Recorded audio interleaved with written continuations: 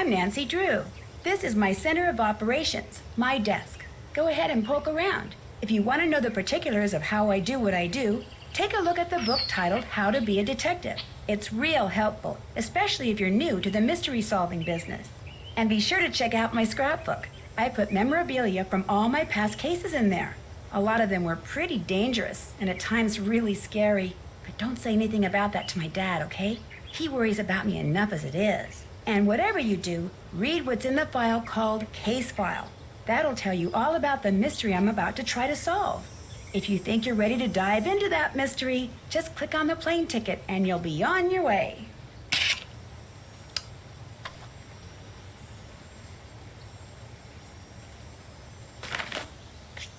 When Kyler Mallory called me from her home in London and asked me to be her maid of honor, I was a little reluctant. After all, I hadn't seen her since she stayed with us as an exchange student a couple of years ago. But when she told me the wedding is going to take place at an old family castle in Ireland, how could I say no? The wedding will be very small, but Kyler still needs help with all the final preparations, which means she'd like me to arrive several days early.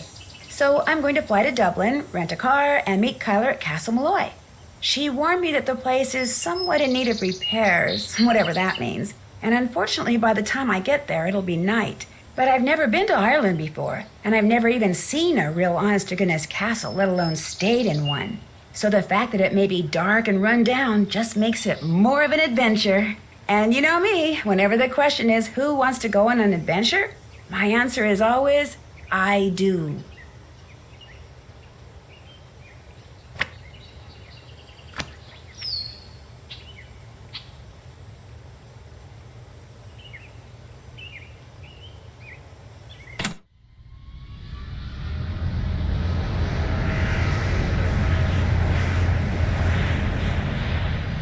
Preparation for our landing. Please make sure your seatbelt is securely fastened. Thank you. So your plane was on time, your luggage arrived, your rental car was waiting, everything went without a hitch? Yep, and according to Kyler's directions, I'm within 2 kilometers of Castle Malloy. Now stop worrying about me and get over to the Dunhills. What time is it there? Around 2. The party just started. It's gonna go all day, so I've got plenty of time. Are you driving? Yes, Ned, I'm talking on my cell phone while I'm driving, but it's okay. There's absolutely no traffic. And I think I see the gates. I gotta go. Say hi to the Dunhills for me and have fun. Without you? Yeah, right. Take care, Nancy. Oh,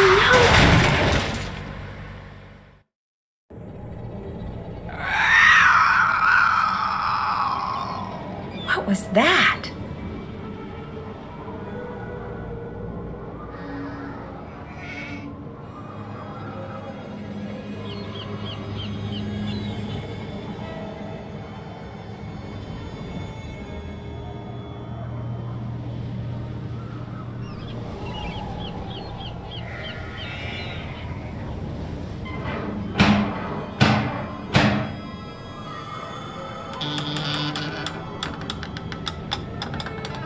Oh,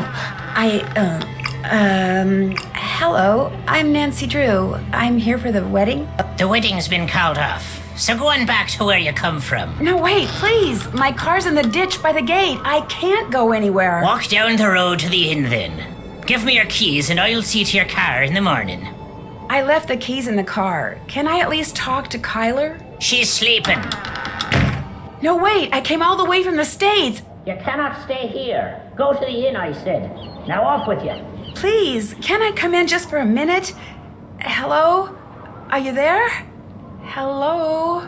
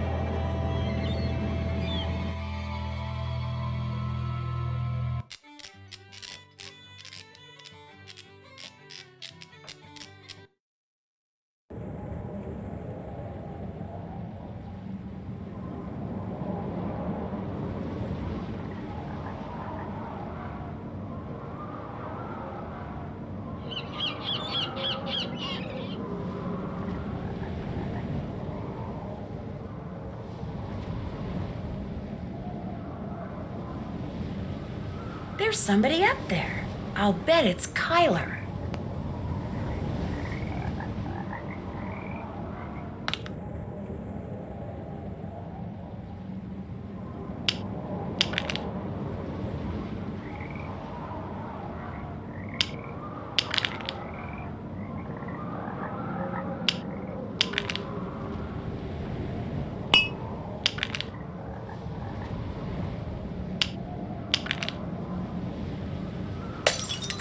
Uh-oh.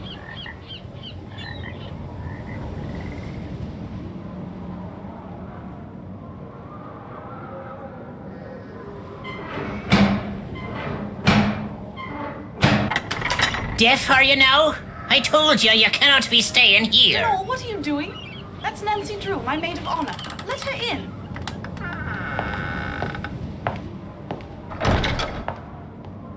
Matt's disappeared? How can somebody you came all the way out here with to marry just disappear?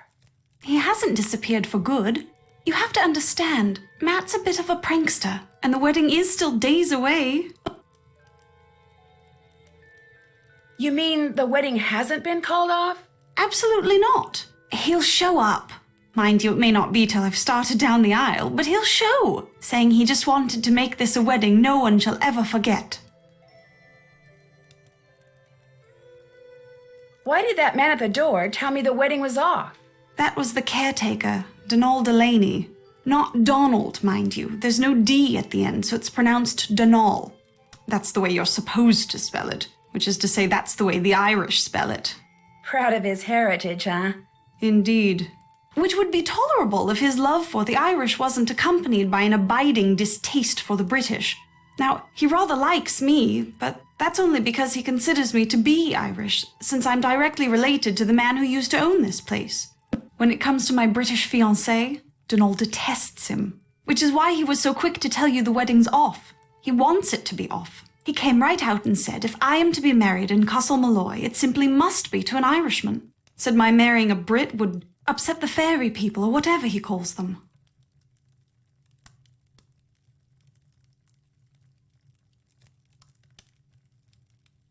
Do you have any idea where Matt disappeared to? No, but I know he didn't go far. The fact is, sometimes I hear him. You know, his voice. It's very faint and muffled, but it sounds like he's calling to me, saying things I can't quite make out, teasing me, the lout. So I know he's somewhere close by. He'll be here for the wedding. I'd stake my life on it. Of course, I remember well your penchant for solving mysteries. So if you want to give this one a go, by all means do. You could start in the nursery. It's down the hall. That's where Matt had set up his cot and was spending most of his time. Find him, Nancy. Having my maid of honor ruin this silly vanishing trick of his would teach him a lesson he sorely needs. Someone ran out in front of my car on my way here and caused me to drive into a ditch. Are you all right? Me, I'm fine. My car and my cell phone, not so good. And I'm pretty sure whomever I saw dropped this. Looks like some kind of homemade doll. The clothes. It looks like Matt. And that's his ring. What did the person who dropped this look like? I didn't really get a good look. It was dark and I was distracted and it moved so fast. Frankly, I'm not even sure if what I saw was a person. Donal, the caretaker. When we realized Matt was gone, straight away Donal claimed Matt had been kidnapped by fairies, which is of course utterly ridiculous. It was probably Matt himself you saw, tricked out in some costume and leaving that doll behind just to confound us. Well, I do hope he's enjoying himself, because as soon as we're married, that will be that. No more practical jokes. Ever. Where does Mr. Delaney live? All I know is he comes at dawn and leaves at sunset. I can't fathom what he does all day, but he always seems to be puttering away at something. When he's not working, he spends most of his time down the road at the Screaming Banshee Inn. Who pays him? My grandfather's estate. Apparently, Grandpapa considered Donal to be as much a part of Castle Malloy as those mouldy old tapestries you see everywhere. I should let him go. All he ever talks about are banshees and fairies and leprechauns. And he can be quite obstinate, as you saw at the door. But if Grandpapa saw fit to put up with him all those years, I suppose I can too. Does it bother you to be here all by yourself? Actually, Matt's best friend Kit Foley is here too. He set up a cot in the Great Hall downstairs. When did he arrive? We all came out together. When you said you sometimes hear Matt, where are you when that happens? In here? In here, in the nursery, sometimes outside. His voice is always very muffled and very, very faint, so I can never tell where it's coming from or what he's saying. But it's Matt, I'm sure of it. And you've looked all over for him? When it became apparent he was missing, we searched everywhere for hours. We were afraid he'd gone wading and drowned or something, or wandered into the bog, or gotten lost out on the moor. But we found no footprints, no clothes lying around, nothing. So when I heard his voice, it dawned on me he was playing one of his outlandish pranks. I was furious with him, but truth be told, it was also a bit of a relief. What are you doing in here, if you don't mind my asking? Reading. About myself, in a way. You see, until my grandpapa died and left me this place, not only did I have no idea that this castle existed, but I had no idea my real name was not Mallory, but Malloy. Apparently, grandpapa changed his name 50 years ago, so no one would find out he was Irish.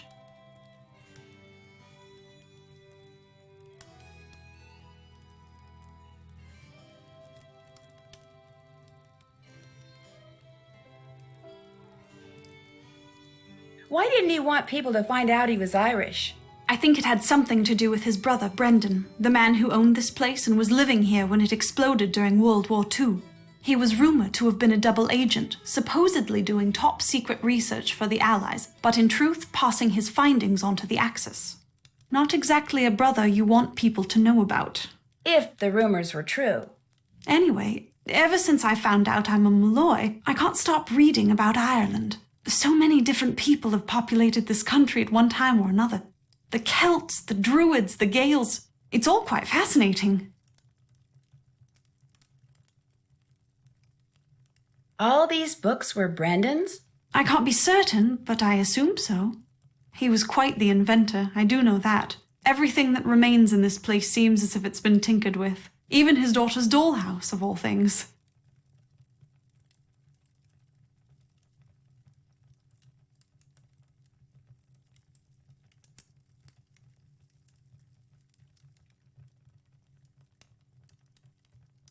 I'd better get to work.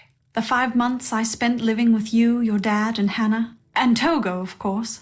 That was a very happy time for me, Nancy. I can't tell you how thrilled I am you're here. I get to see you again, and I get to see Ireland? I'm the one who's thrilled, believe me. Let me know if there's anything else I can do for you. I'm your maid of honor, remember? I haven't forgotten.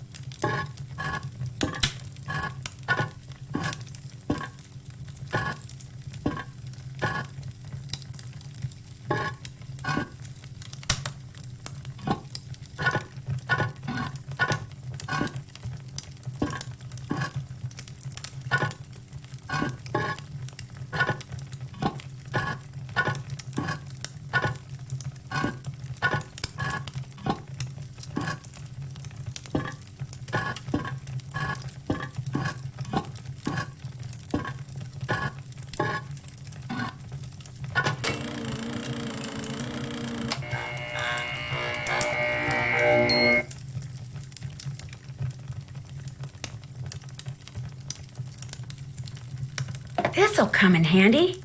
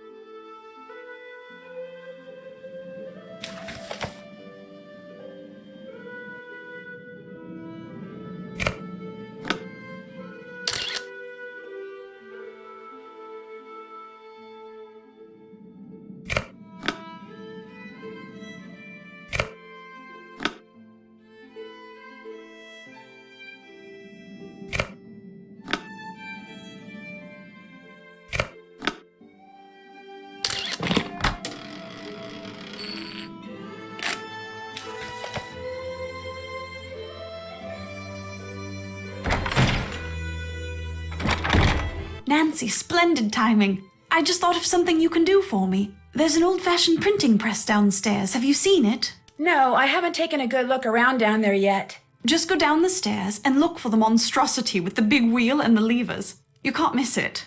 It came with the castle. My great-uncle Brendan had all sorts of gizmos and gadgets and machinery lying around. Anyway, when I saw the printer, I told Matt why not save some money and print the programs for the wedding right here. Problem is, Matt failed to get them done before he turned into the merry prankster. And since I have the mechanical aptitude of a bacterium, would you mind finishing the job for me? You'd only have to print 3 more sheets, and the plate, the ink, the paper, everything you need is right there. No problem. Thank you, Nancy. You're the best.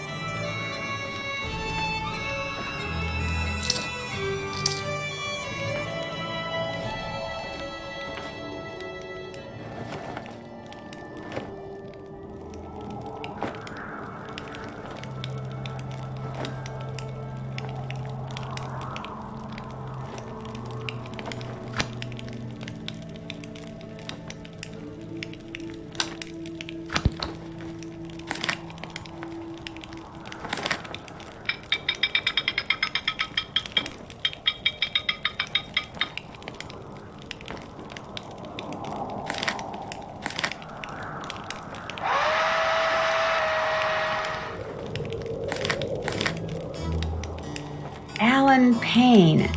That's kind of weird.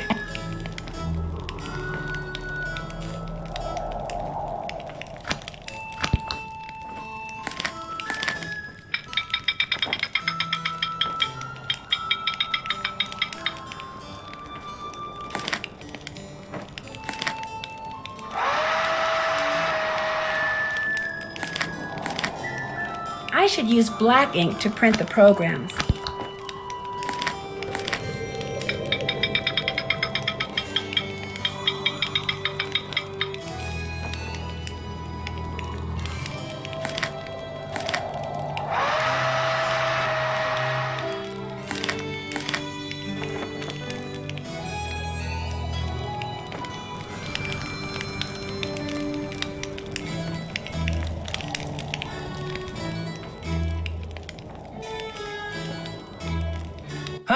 You must be Nancy Drew. I'm Kit Foley.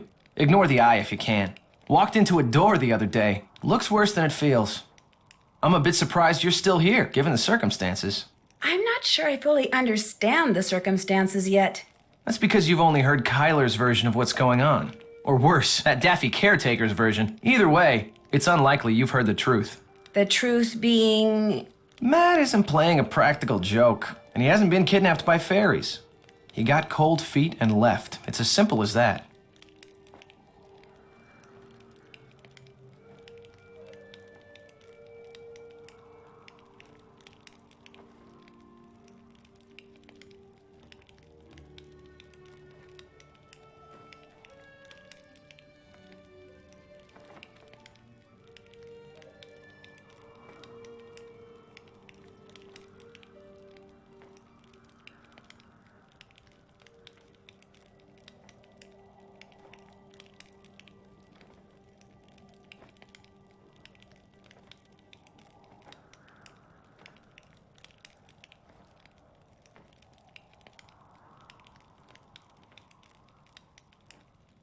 Have you told Kyler? No, I haven't got the heart. Or the guts. Take your pick. I mean, he loves Kyler, but she can be a handful. And he's no pushover either. Their relationship is so tempestuous, it scares him. She thinks once he makes a real commitment, everything will be fine. But he's not so sure. So he bailed. Without saying anything to her? I'm sure he'll contact her in another day or two. In the meantime, she's in a raging state of denial, and I, for one, don't see any harm in allowing her to stay that way. I seriously doubt he walked out on her for good. It's just that for Matt, marriage is way too much, way too soon. If you and Matt are best friends, how come he didn't make you his best man?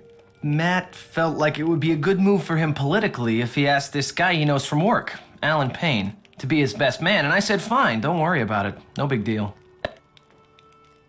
When or how did you realize that Matt had disappeared? Kyler and I went for a walk, came back, and the next thing I knew, Kyler was saying Matt was nowhere to be found.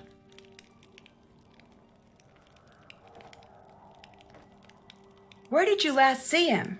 In the nursery. He always seemed to be in the nursery fiddling with things. Whenever I'd tease him about it, he'd always give me this impish little grin like he was up to something. When I checked the nursery and saw that Matt's suitcase and backpack were gone, it finally dawned on me that he had left and he wasn't coming back. Of course, by that time, Kyler had convinced herself that he was simply playing one of his practical jokes, and I couldn't bring myself to burst her bubble, so I didn't. How come you sound so American? Because I am American. My father's VP of International Sales for Krollmeister Incorporated. The company transferred him to London 15 years ago. I've pretty much lived there ever since, I just can't seem to pick up the accent. It looks like you're drawing something. Are you an artist? Me? Not hardly. I'm with a real estate development company. These are just preliminary sketches for a couple of projects we're working on. In other words, I'm doing homework. Have you ever developed a project in Ireland? No, but it's just a matter of time. Especially if we got our hands on a tract of land like the one this castle sits on. Ocean view, easy commute to Donegal, bedrock foundation, readily accessible groundwater. That bog's a bit problematic, but a little sand, a little gravel, a little landscaping, voila! A cluster of 6, maybe 8 luxury homes amid a park-like setting that would sell like lightning. Good talking to you. Stay out of trouble.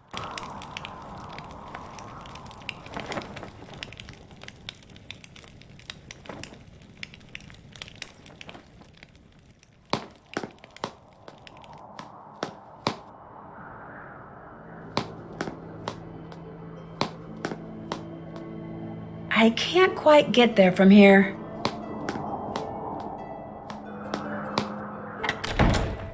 Did you finish the programs? Yep. But I noticed that they say the best man is someone named Alan Payne. If Kit is Matt's best friend, why isn't Kit the best man? Matt said that's the way Kit wanted it. He got here early too. But when Matt vanished, Alan was certain that Matt was playing a joke and refused to be the butt of it. So he went back to London, saying he'll reappear only when Matt does and not a moment before. You know, perhaps you should give Alan a call. 0044 020 7946. 0481.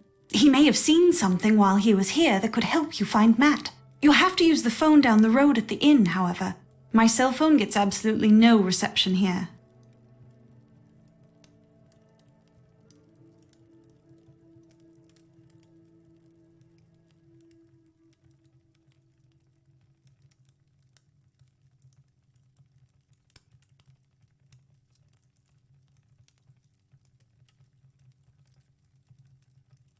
I found these glasses in the fireplace in the nursery. Those are Matt's. You found them in the fireplace? Did you look there when you were searching for Matt? Of course not. Why would we look in the fireplace? Matt never, ever took his glasses off. Mostly because without them, he can't see 2 feet in front of him. Did he have an extra pair? It's possible. Any normal person with eyesight as bad as his would have had 10 extra pairs. But how did those get broken? Oh, Nancy, maybe he truly is in trouble. Let me do some more looking around before we jump to any conclusions. The glasses could still just be part of an elaborate practical joke. You're absolutely right. Please find him, Nancy. I do so want to strangle him. If Matt was staying in the nursery, where's his luggage? Right there by his cot. It's not there now. But it was there, just last night. I remember seeing it when I peeked in to see if he'd finally decided to reappear. At least, I think I saw it last night. If it's not there now, perhaps Denol moved it, took it to storage or something. Because I know I saw it after Matt went missing. So it's around here somewhere, just like he's around here somewhere. I'm sure of it. I'll let you get back to your reading. As soon as you find out anything, let me know.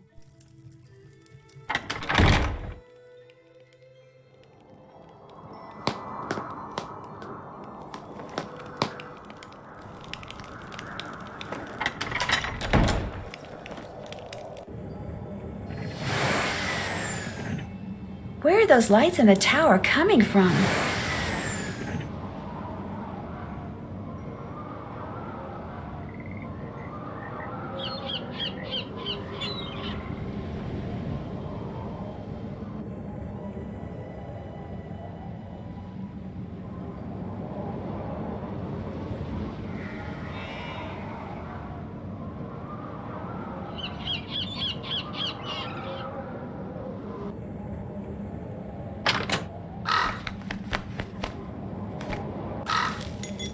Wonder what that crow's doing in there.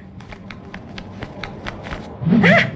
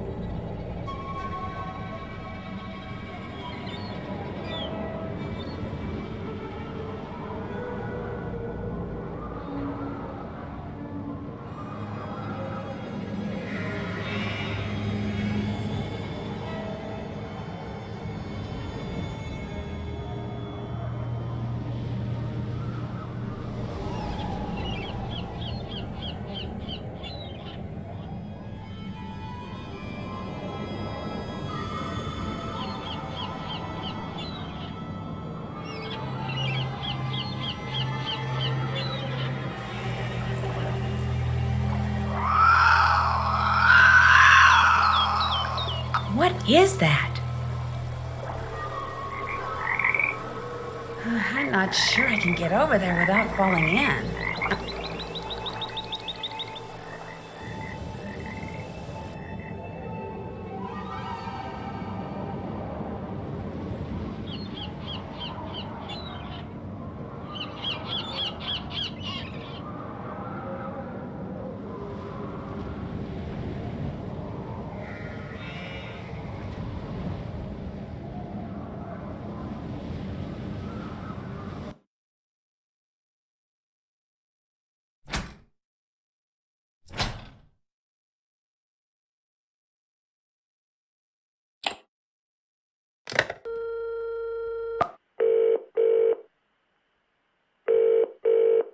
Hello?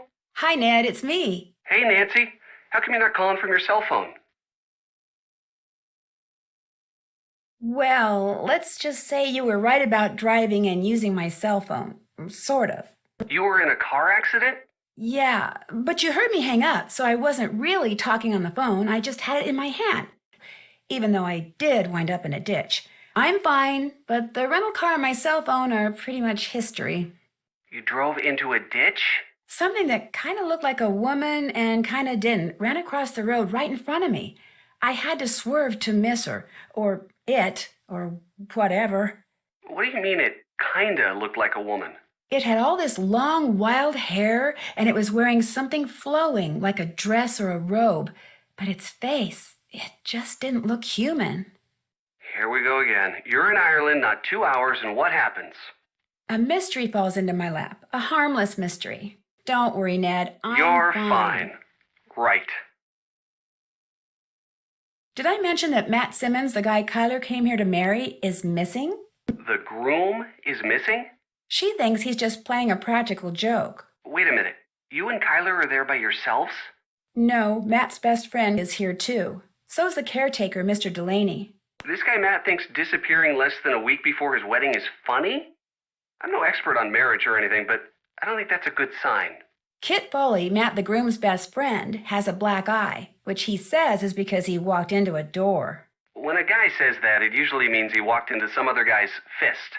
If that's true, that means Kit is lying, which makes Matt's sudden disappearance even more disturbing. It'd make me wonder, that's for sure. Every once in a while, I hear this weird wailing sound, but I can't tell where it's coming from. Has anyone else around there heard it? I don't want to say anything to Kyler about it because I'm afraid it'll freak her out. And I'm not sure I trust anything Mr. Black Eye has to say. What about the caretaker? Haven't asked him. He must spend a lot of time around there, caretaking, so if anyone has heard anything weird, I should think it would be him. I'd really like to get into the tower of Castle Malloy. What's stopping you? The lack of stairs, for one thing. There are no stairs? They were destroyed along with half the castle in a mysterious explosion during World War II. Apparently the guy who lived here then, Brendan Malloy, was some kind of mad scientist. Why do you want to get up in the tower so bad? I saw some strange lights coming from inside it. I can't help but think it might have been Matt. Why would he be up in a tower? Maybe that's where he's hiding out. You just said there's no way to get in. I know, but maybe... He learned how to fly. You're not helping, Ned. Sorry, Nancy. I found Matt's broken glasses in the fireplace of the room he was staying in.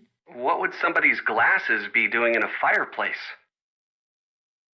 What's really disturbing is Kyler says Matt is pretty much blind without his glasses. I didn't admit it to Kyler, but I'm getting worried. Relax. Because you know what? If I wore glasses and if I were into playing practical jokes on people, I'd do just that. I'd break them and leave them someplace really weird just to freak out whoever finds them. You're probably right. But why don't you give that fireplace a real good look, just in case? I'll call you again, okay? Just be careful over there. I will. Talk to you soon.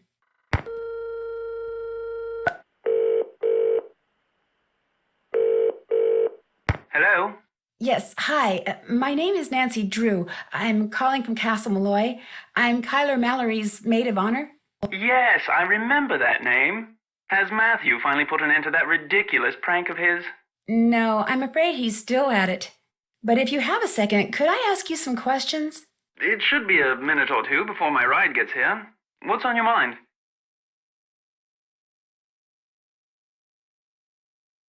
Do you have any idea where Matt may be hiding? None.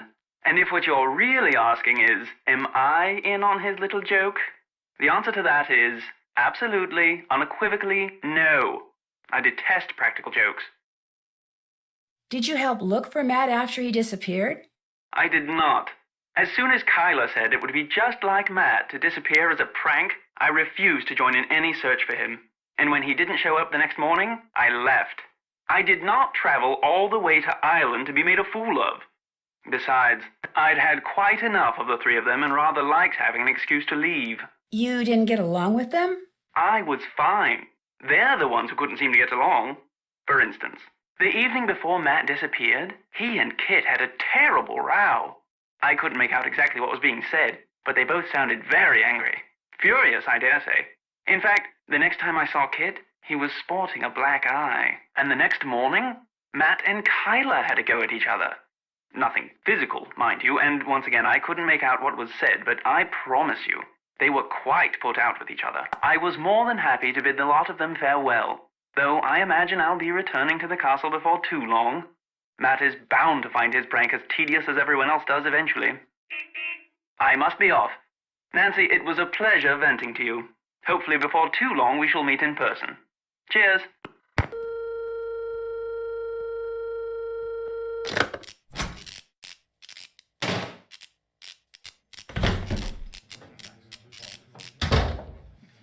So, you're not so keen on staying at the castle after all, then? I'm staying there. I just wanted to talk to you. Come to me for a bit of aid and advice, did you? Well, I've got none to give. Not till I got the day's troubles behind me and a crow's nest in front of me. Huh? The mix maid suddenly took ill, leaving poor Seamus on his own, running back and forth, trying to mix and serve at the same time.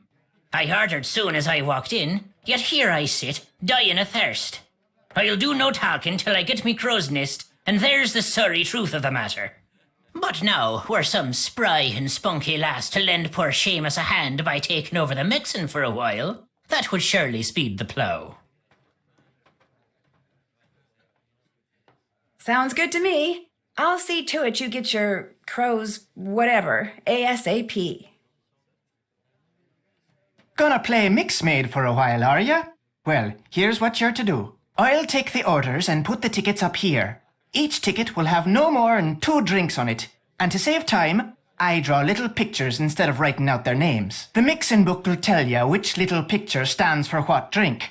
It'll also tell you what's in each drink and how to make each drink. Now, to pour something, put the silver mixing glass under either the juice tap or the beer tap. Then, press whatever button the mixing book tells you to press.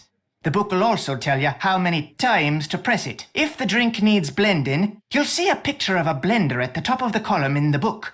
You're to put the solid ingredients into the blender first. Then, pour whatever's in the mixing glass into the blender. Then, press the red button. And when the blending's done, just reach under the counter and find the serving glass that's pictured in the book. Put the serving glass on the grey mat and pour everything from the blender into the serving glass. If the drink doesn't need blending, just find the right serving glass, put it on the grey mat and pour everything you've poured into the mixing glass into the serving glass. Then, add anything else the book tells you to add, put the serving glass on the tray to the right of the ticket it goes to, and start fixing the next drink. Soon as you've made all the drinks on a ticket, ring the bell and I'll serve 'em up. Just remember, if the orders start coming thick and fast and the tickets start piling up, you're to make the drinks on the ticket closest to the bell first. Now, you'll be making no mistakes, I'm sure. But if you do, just toss the glass into the rubbish bin down there to the right and start over. Mind you, lass, you must do the mixing fast and proper. The quicker you mix, the more tips you'll be keeping. To work with you now.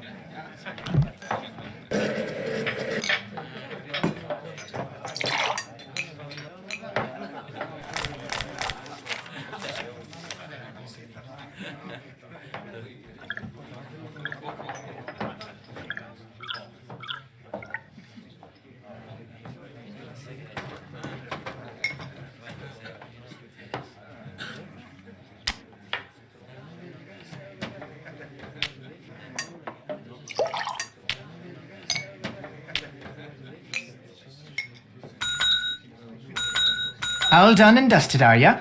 Thank you, miss. Take what's in the tip jar, and the next time you help out, you can keep the tips then as well. You make a mean crow's nest, girl. Well done. Now, I'm to tell you what happened to the Sassenach, am I? I'm sorry, happened to the what? The Sassenach. The Englishman. The one Kyler was supposed to be marrying. Well, what happened to him is this. The she took him. The good people whisked him straight off to their world, they did. By the good people, you mean fairies? You'll not be hearing me call him that. All of us have a name we prefer, and with them, the good people it is. So that's what I call him, and you'd be wise to do the same.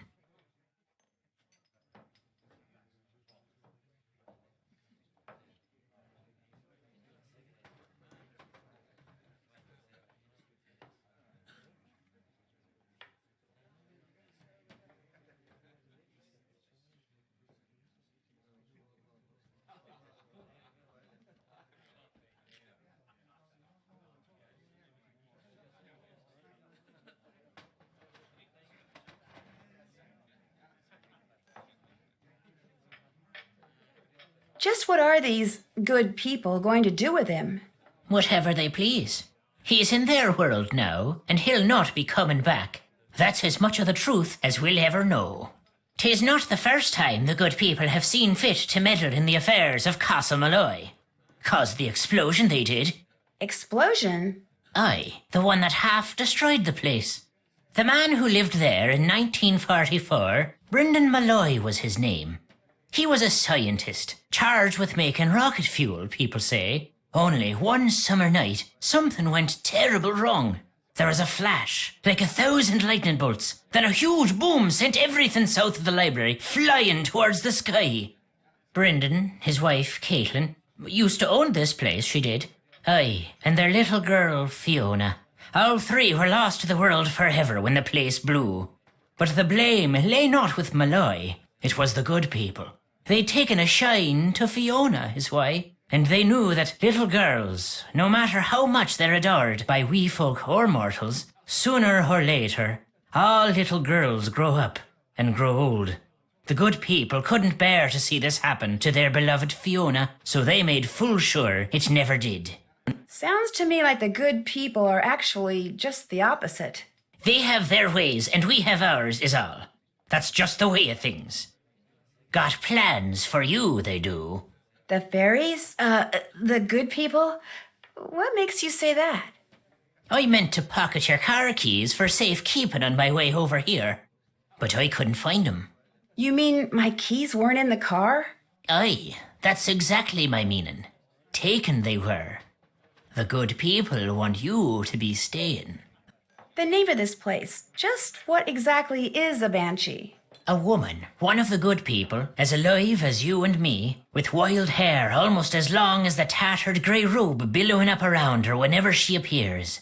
Sometimes she takes on the form of a hooded crow, but it's the sound she makes, her terrible wailing, that strikes fear in the human heart. Because when a mortal hears the wail of a banshee, it means someone is about to die. I saw someone with long hair and a gray robe outside the castle tonight. Did you know? It ran across the road in front of me. That's why my car's in the ditch. Not till I was 54 did I see a banshee. To see one at your age, on your very first night in Ireland. A special lass you are indeed.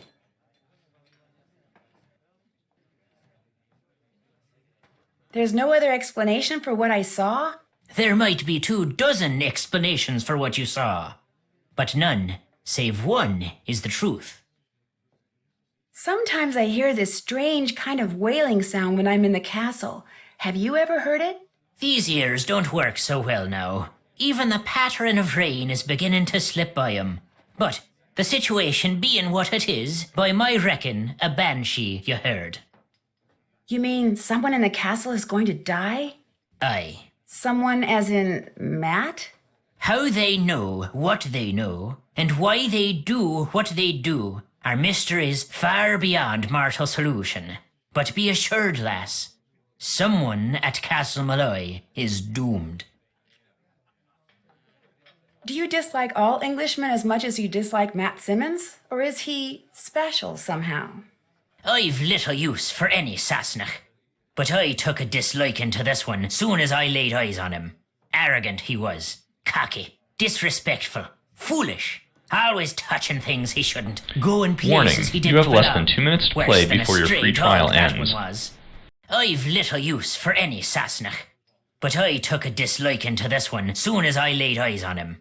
Arrogant he was, cocky, disrespectful, foolish, always touching things he shouldn't, going places he didn't belong.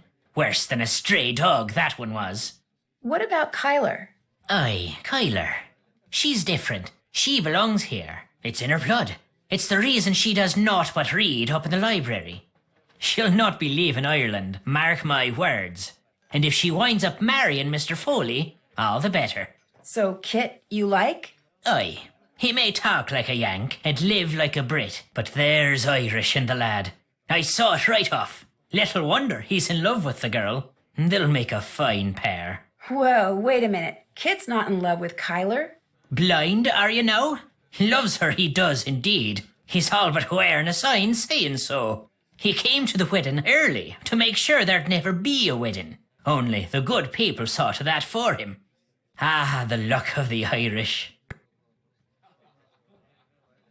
I should get back to the castle. Good night to you.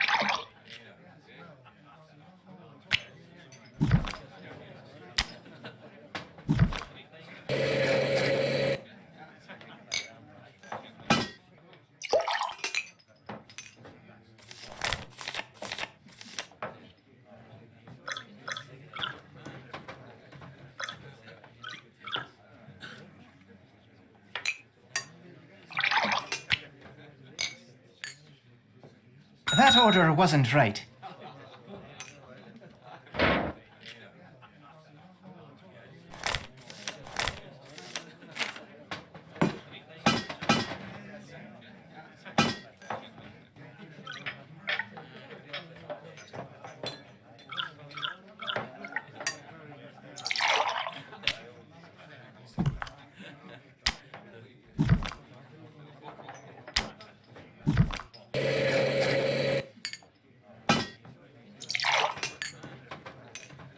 He didn't make what they asked for.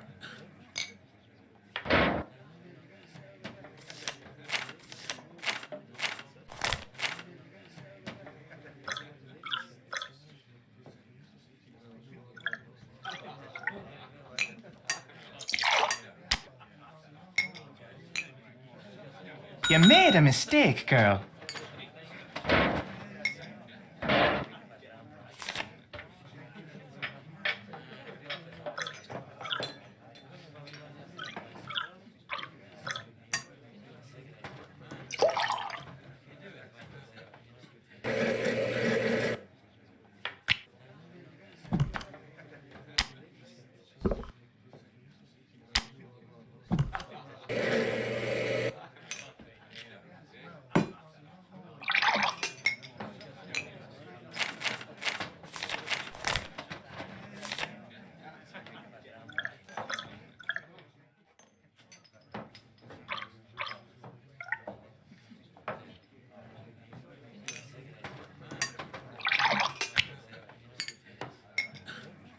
didn't make what I asked for.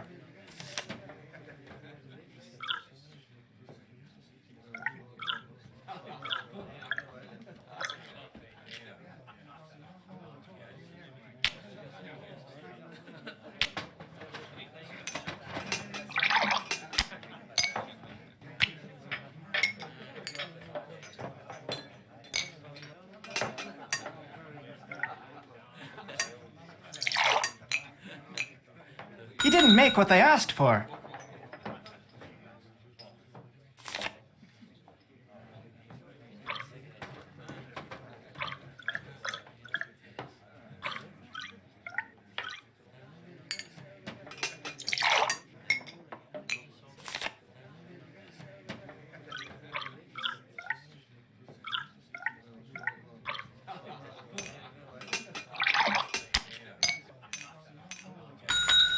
You do fine work. You do fine work, miss.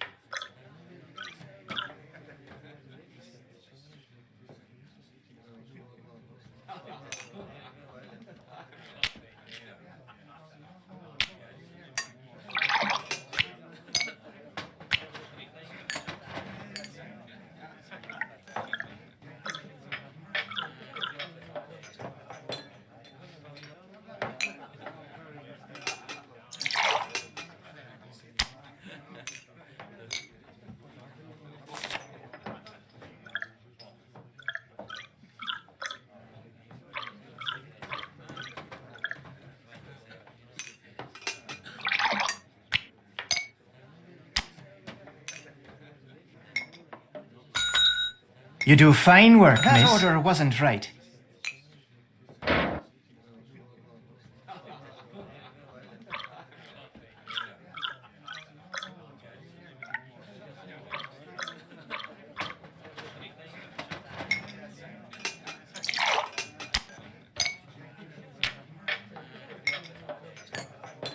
You did something wrong, lass. You didn't make what they asked for.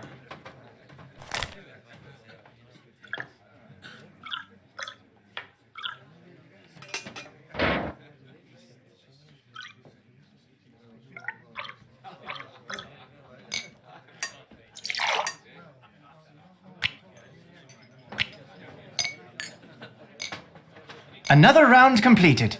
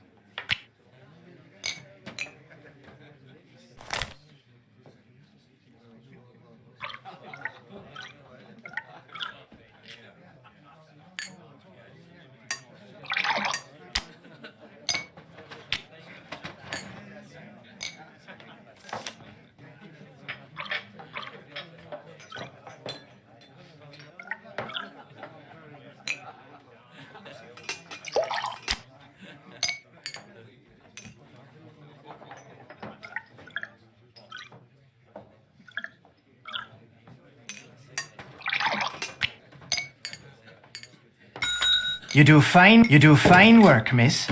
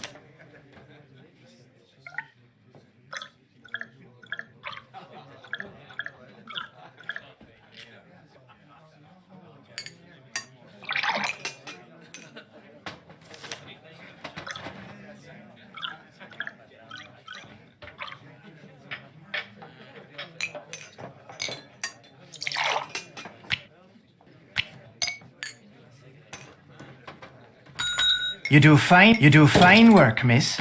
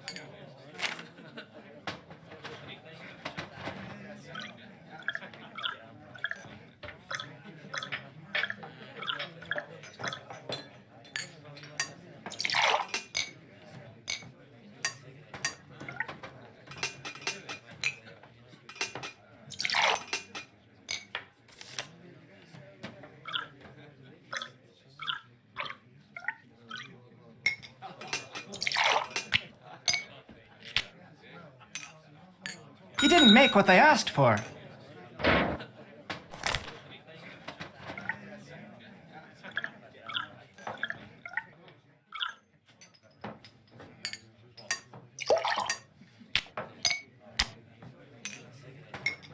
You didn't make what I asked for.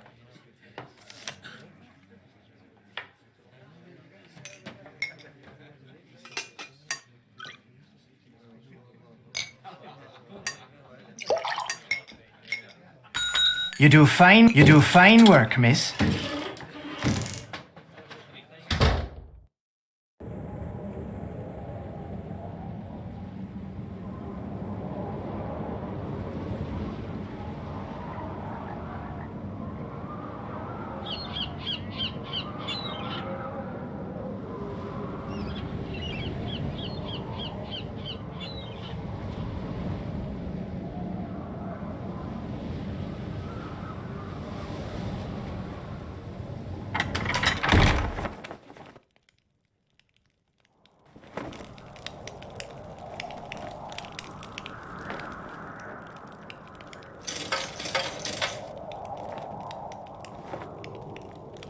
I would like a fortune.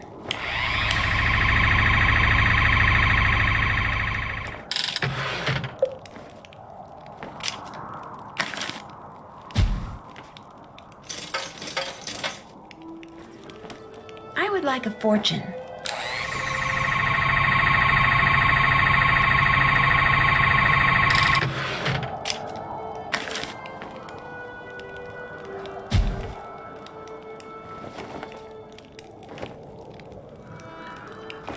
How's it going?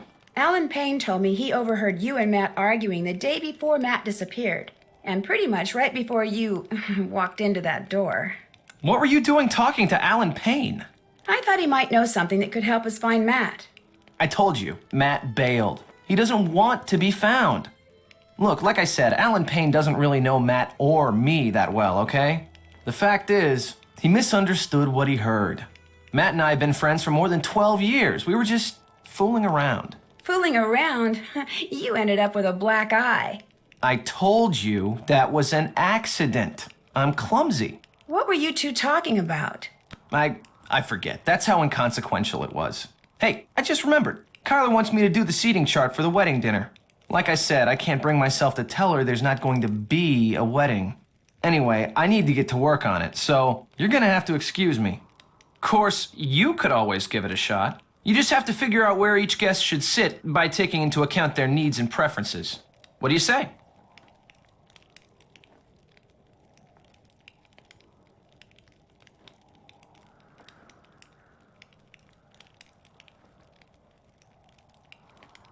Sure, I can do that. Excellent. Just fill it out and bring it back to me when you think you've got everyone sitting in the right place.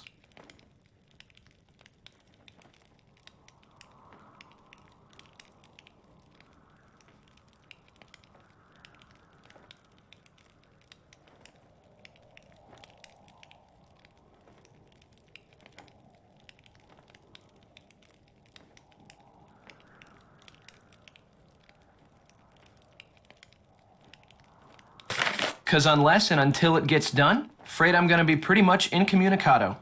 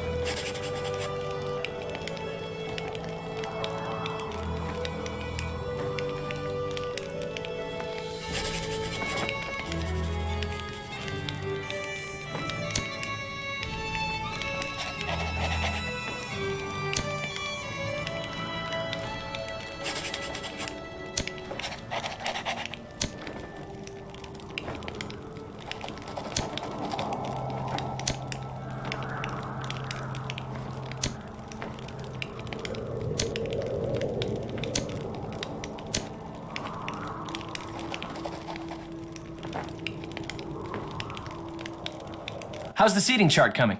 Could you take a look at it? You bet. This looks great. Wow, you did it. I'm impressed. So now we can talk. Yeah, now we can talk. Oh, hey, actually, you might want to take a look at this first. I found it on the floor in Matt's room when I was looking for him. What is it? Frankly, it didn't make a lot of sense to me, but maybe it will to you. Take it.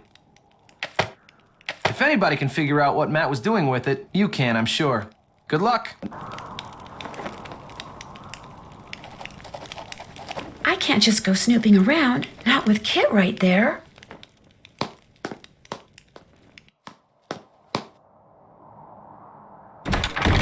You have a lead?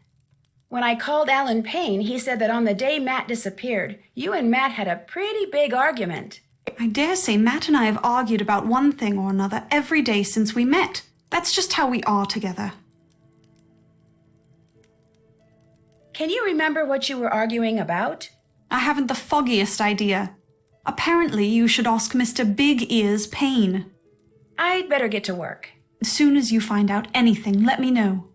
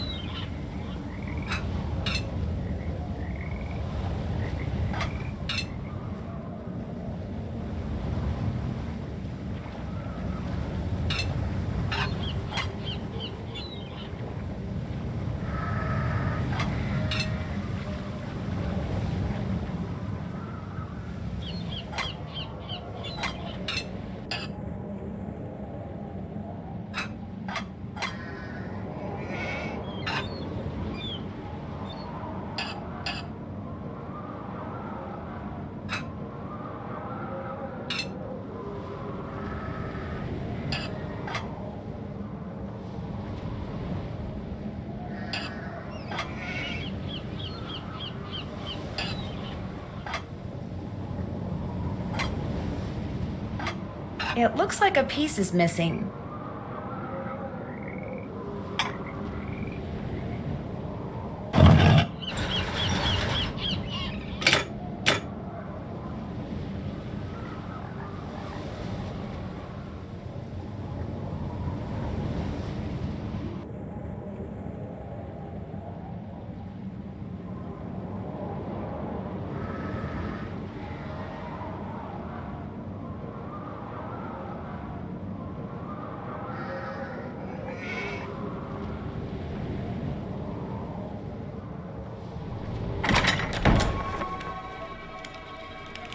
What's going on?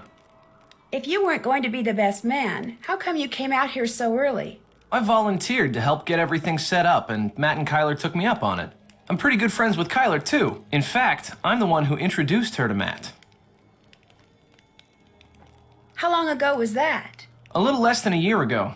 They both claimed it was love at first sight, and it seemed like it really was, right up until a couple of days ago. You sure do ask a lot of questions. Wait a minute. Nancy Drew. Kyler told me about you. You're the girl who likes to play detective. Well, it's just, kind of a hobby. Although Kyler did say it'd be nice if I could find Matt. Well, you're not going to have any luck doing that. Old Matt is long gone. Kyler says sometimes she hears Matt's voice, only it's very faint and muffled. Do you ever hear him? No. Man, Kyler must be losing it or something, because I'm telling you, Matt is not here. The caretaker seems to think you're the one who should be getting married here, not Matt. Yeah, well, in case you haven't noticed, that guy's got several screws loose. I just happened to mention that 3 out of my 4 grandparents were born in Ireland, and now whenever he sees me, he gets this weird look in his eye. But you don't think he had anything to do with Matt's disappearance? No. I mean, I'm not gonna lie. He and Matt did not get along. They were always at each other's throats, arguing about the stupidest things. Even those leprechaun gnome things out in the garden. Donal had a fit one day when he saw Matt messing with them. And when Matt announced he was going to stay in the haunted nursery, I thought the guy was going to burst a blood vessel, he turned so red. But Matt disappeared on his own, not because of anything Donal did. I mean, the old coot's not that crazy. Is he? From the looks of that picture I found over there, it looks like you and Kyler used to be a lot more than friends. Yeah, we dated for a while, until it finally became obvious that we were better as a couple of friends than as a couple. No biggie. That discussion you had with Matt? Come on, really. What was it about? It was about Kyler. I was asking Matt whether he had truly thought through what being married to her was going to be like. The more questions I asked, the more nerves I struck, and the more uncomfortable and angry he became, until finally... He gave you that shiner. He stomped upstairs to the nursery. Next day, he disappeared. Obviously, the things I said got to him. So if I seem a little guilty to you, it's because I am guilty. It's my fault that Matt walked out on Kyler. Simple as that.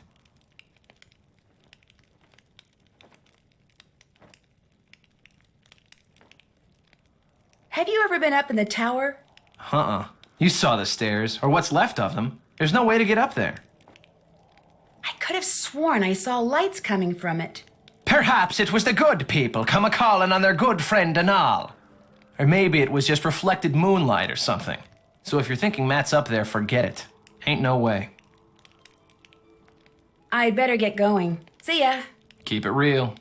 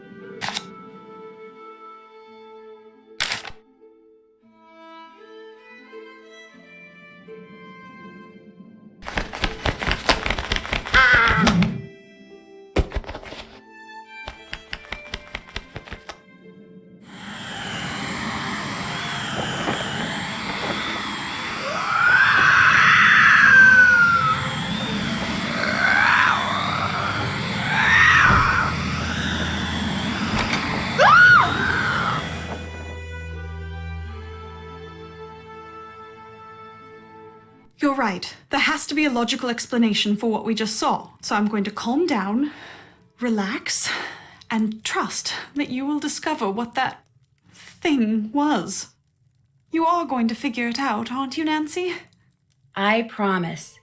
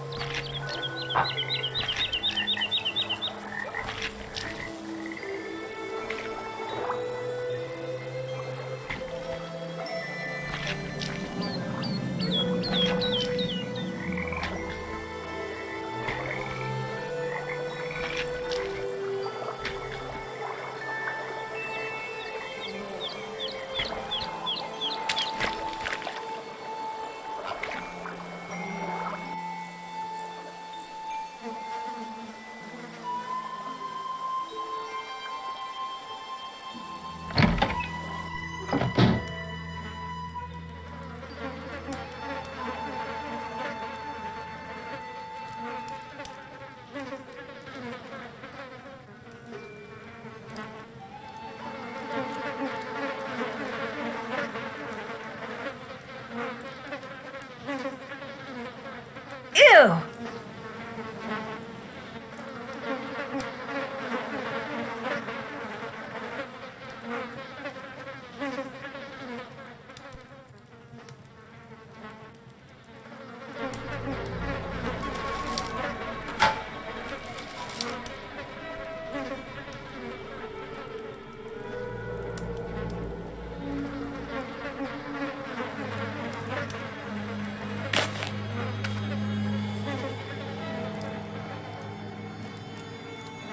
Looks like I need a key.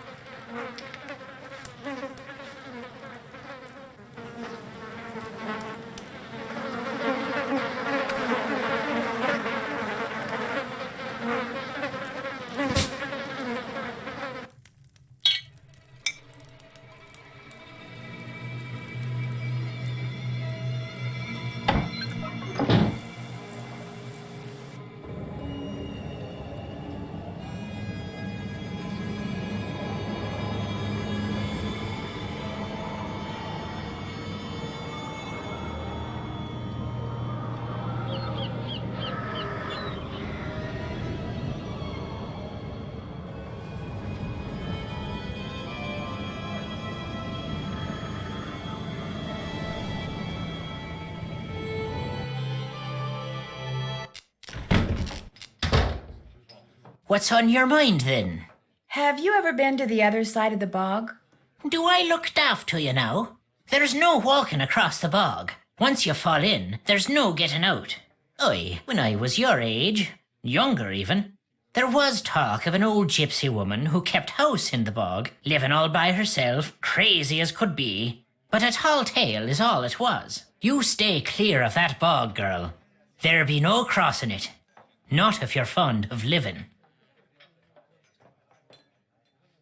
Guess I'll go now. Be careful out there, lass.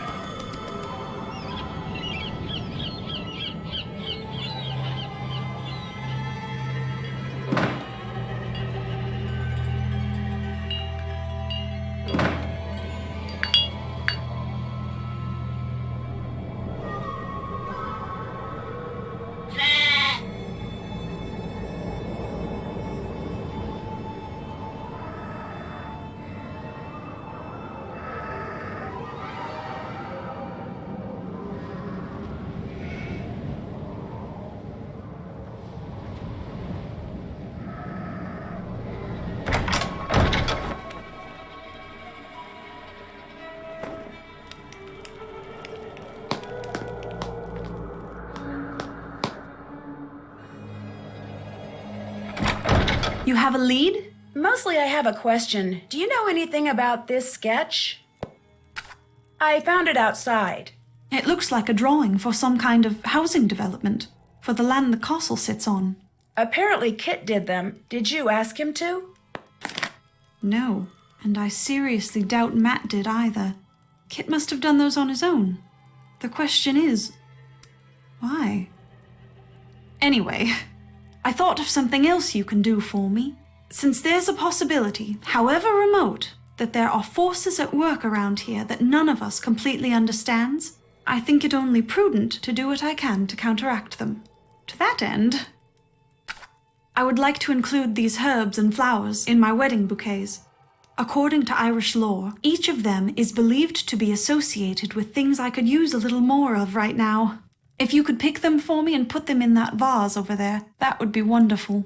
Here's a basket.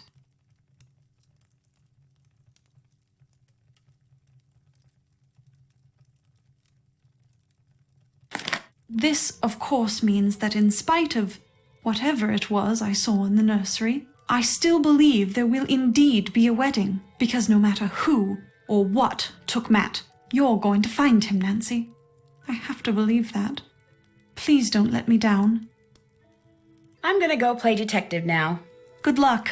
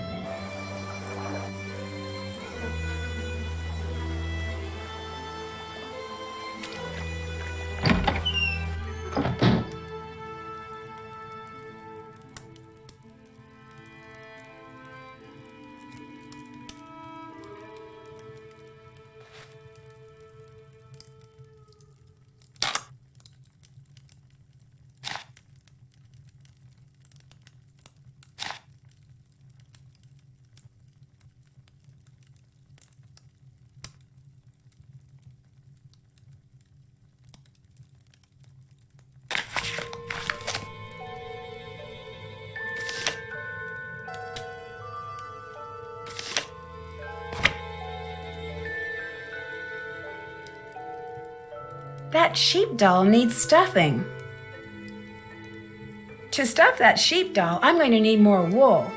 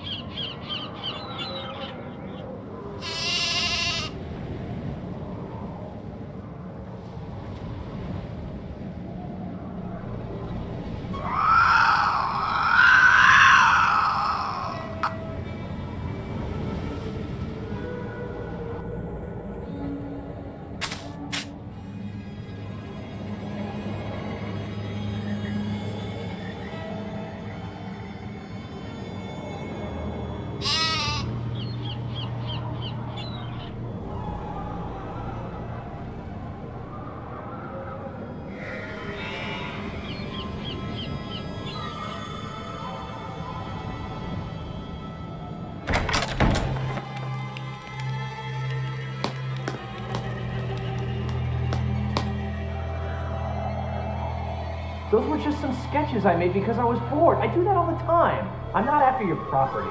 Then what are you after? Nothing. Then why are you trying to tell me there's not going to be a wedding? Because Matt is gone. Matt would never walk out on me. Never. He still loves you, Kyler, but he's not ready to get married, and he just didn't know how to tell you. Oh, so he told you to tell me. Or was his leaving your idea? What'd you tell him, Kit? That I still had feelings for you? That it isn't over between us? Because it is. You know that, don't you? It is most definitely over. Why? What's in it? The food. He's always seen this.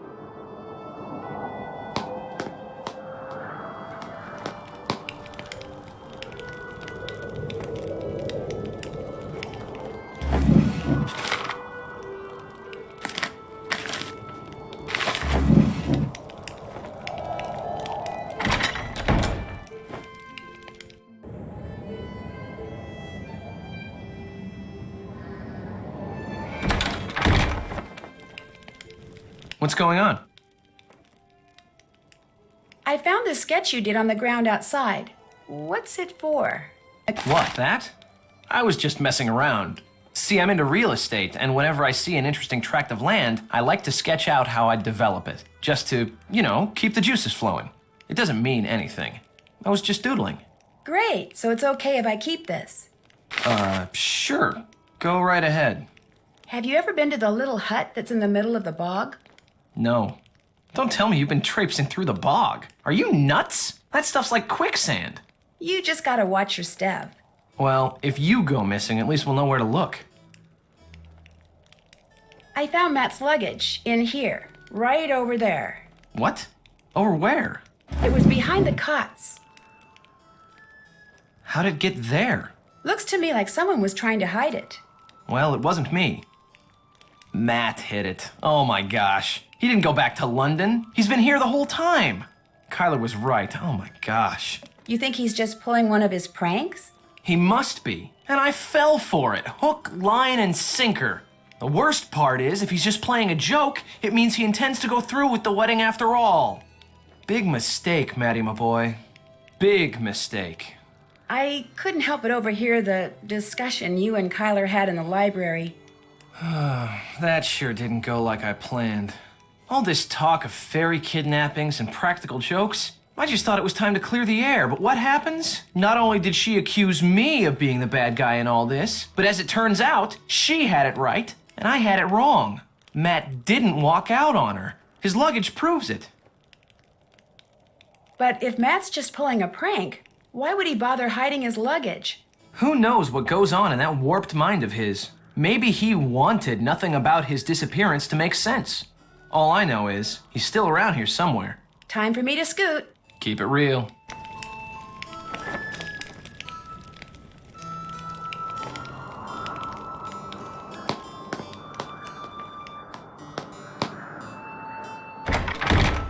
You've picked all the flowers? Yep, Go ahead and put them in that vase. there you go. Splendid. Anything else to report? I found Matt's luggage hidden behind the cots downstairs by Kit's things. How did it get down there? It kind of looked like Kit was hiding it. Oh, don't be silly. Why would Kit do a thing like that? Well, anyway, that's a good thing. It means Matt's still around here, just as I've been saying all along. Anything else to report? I'd better get to work. Good luck.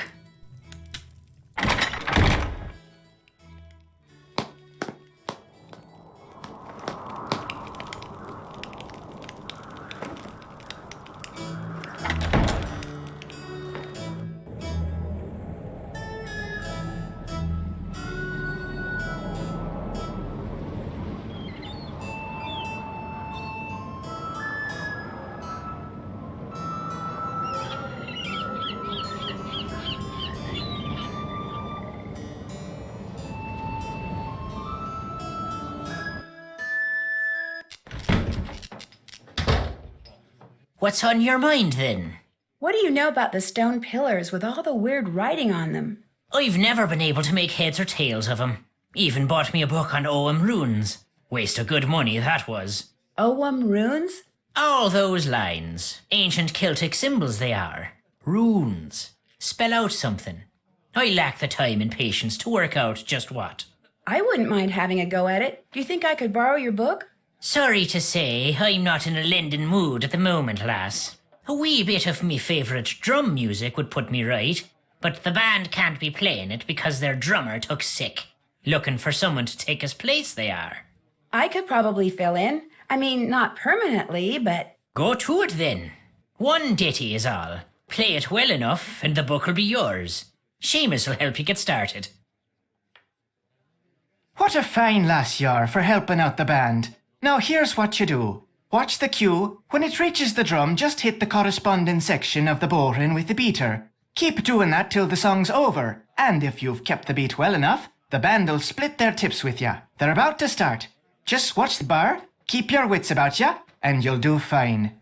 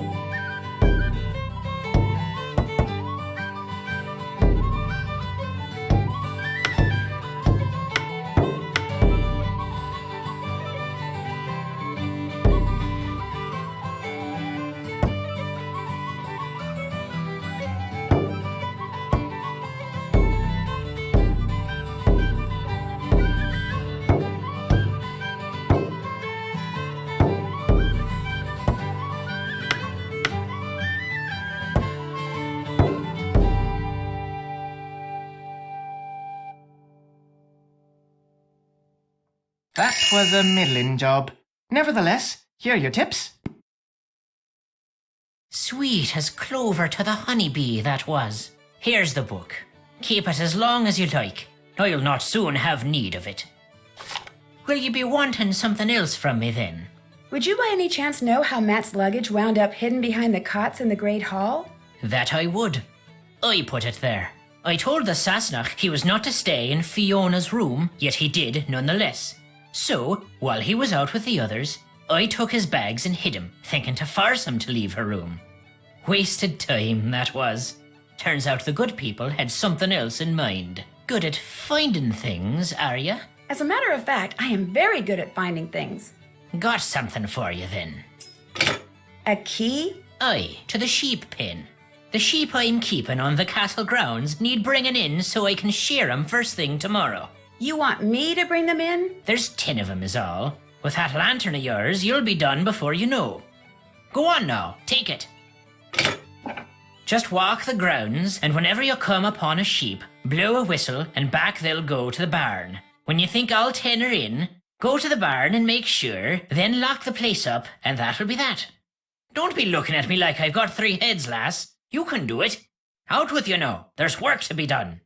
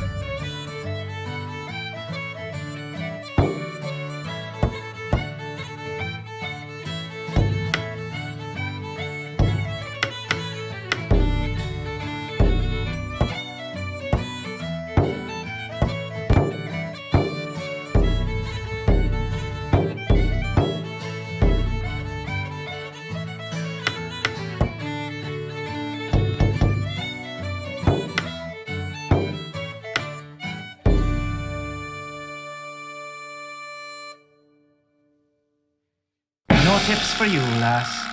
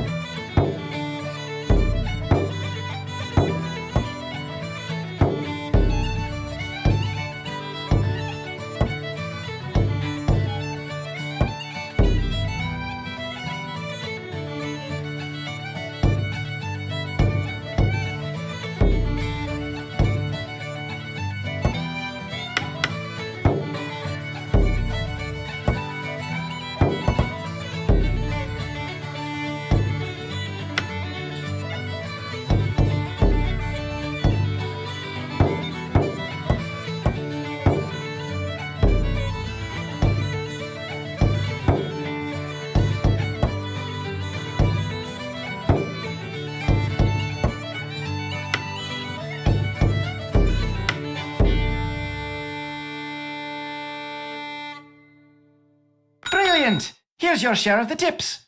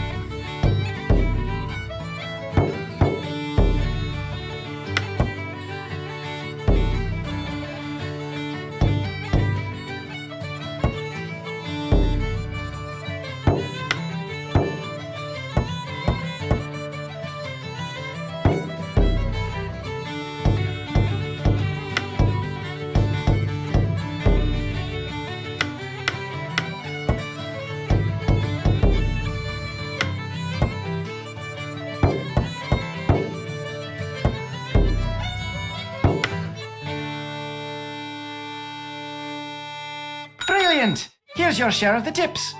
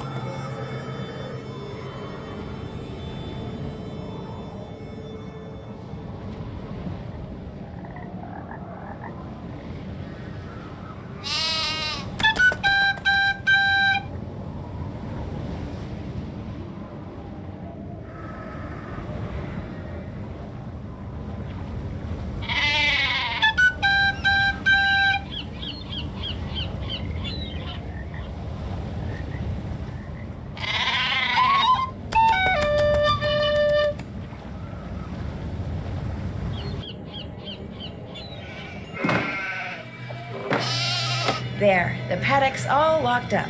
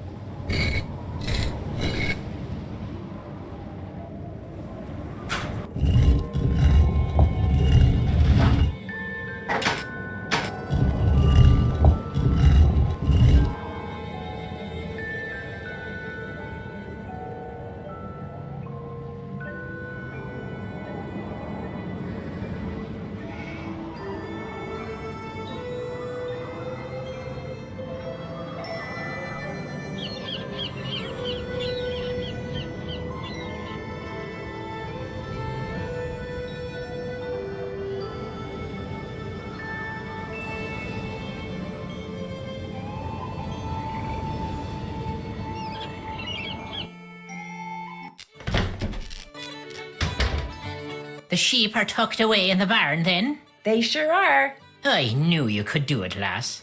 Will you be wanting something else from me, then? Since you're going to shear the sheep that are in the barn tomorrow anyway, would it be okay if I sheared one of them tonight? You know how to shear a sheep, do you? Well, no, but I need some raw wool, and I figure it can't be that hard. I'm willing to let you give it a try, but you'll not be finished till you've filled 3 bags. Do I have your word on it? 3 bags of wool, you got it. All right, then. The book there in the barn will tell you how to operate all the equipment. Oh, and to get a sheep into the shearing station, just blow this tune on your whistle. Read the instructions, blow the whistle, and you'll be adding sheep shearing to your list of talents in no time at all.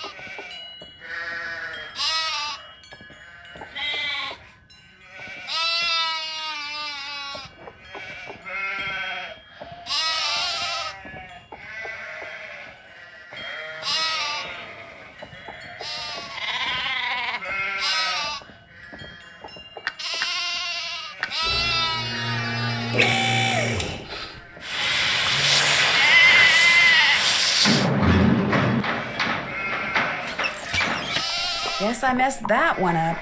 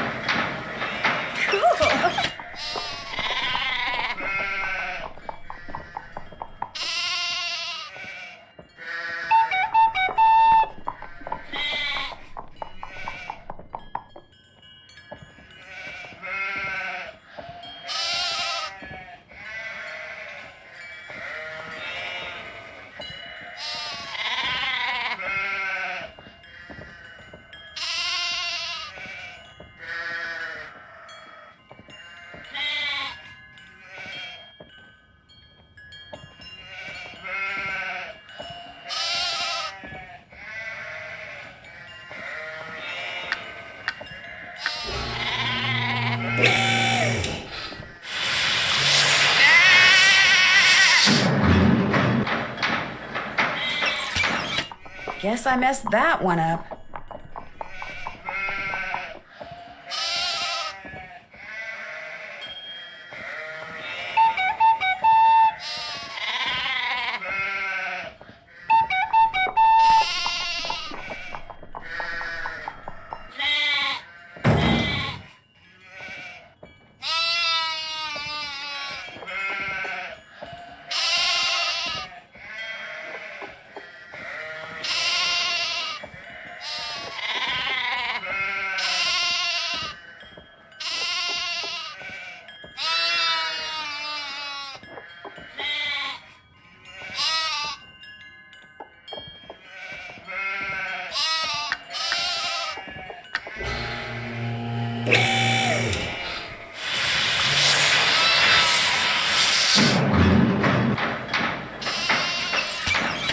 Guess I messed that one up.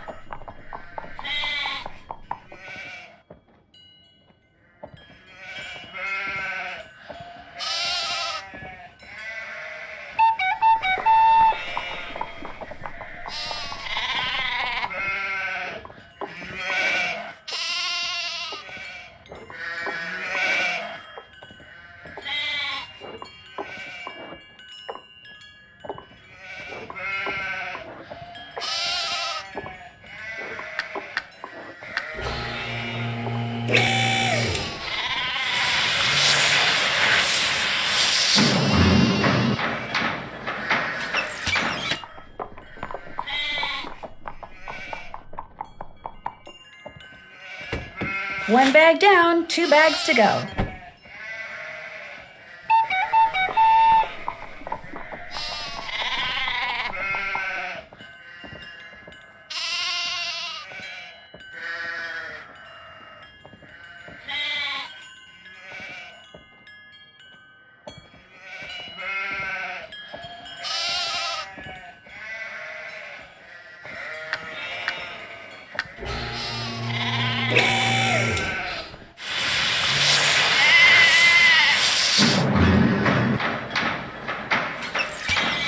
Ooh, did something wrong there.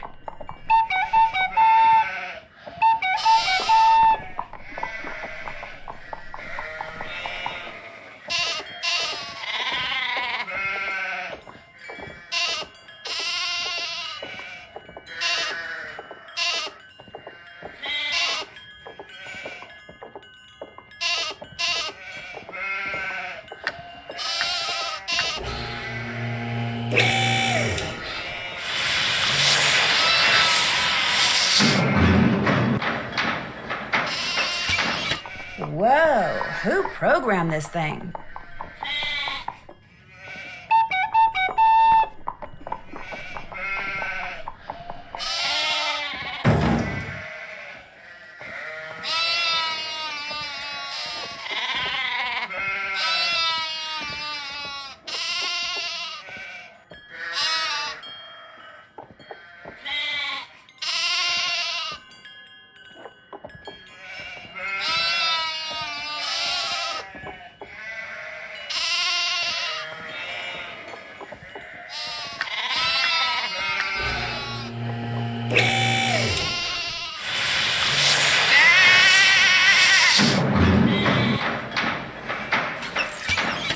Ooh, did something wrong there.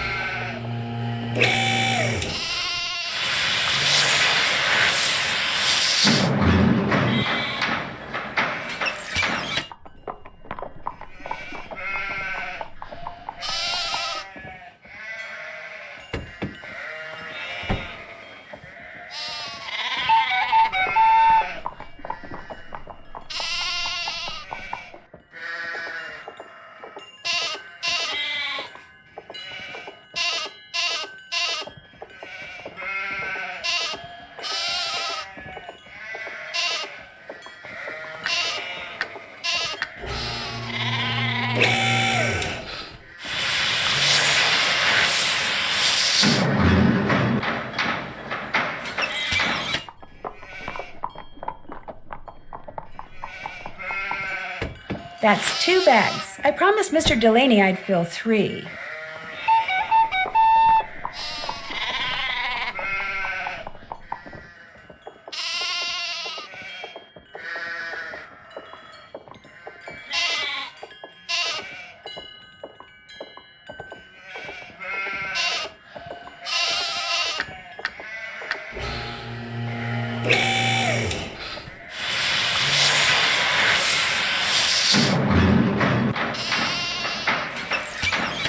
Is that a sheep or a show dog?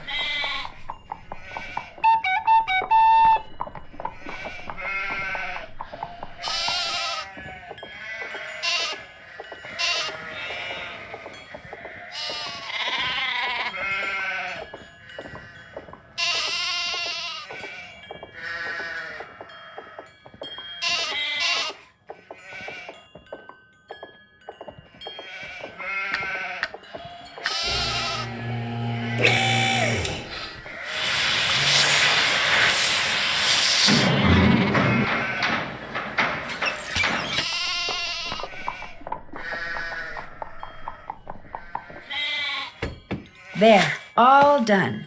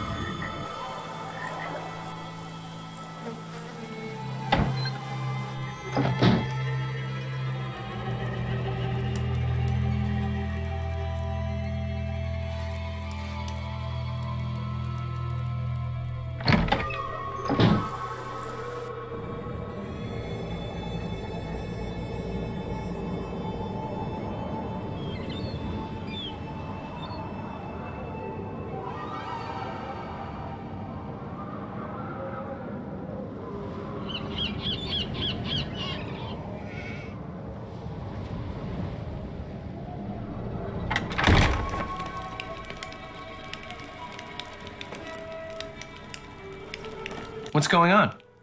I found out that Mr. Delaney is the one who hid Matt's luggage. Why would he do that? Apparently, he was adamant that Matt not stay in the nursery, so he removed all of Matt's things and hid them down here, thinking it would force Matt out. That was the day Matt disappeared. Stubborn old loon. Well, then I guess that just proves this really is all just one big inane practical joke. Matt vanished, thinking we'd find his luggage in the nursery.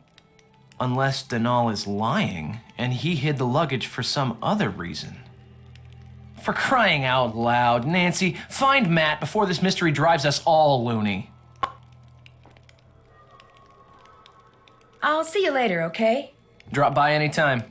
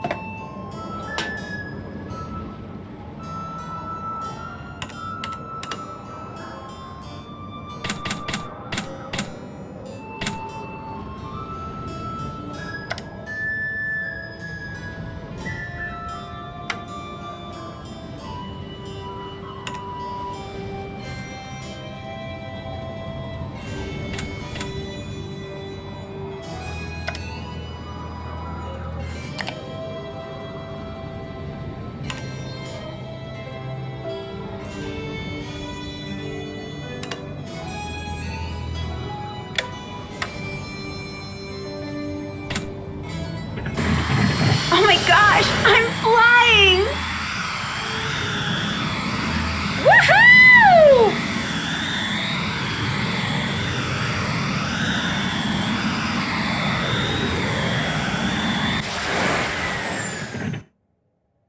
Matt, are you in here?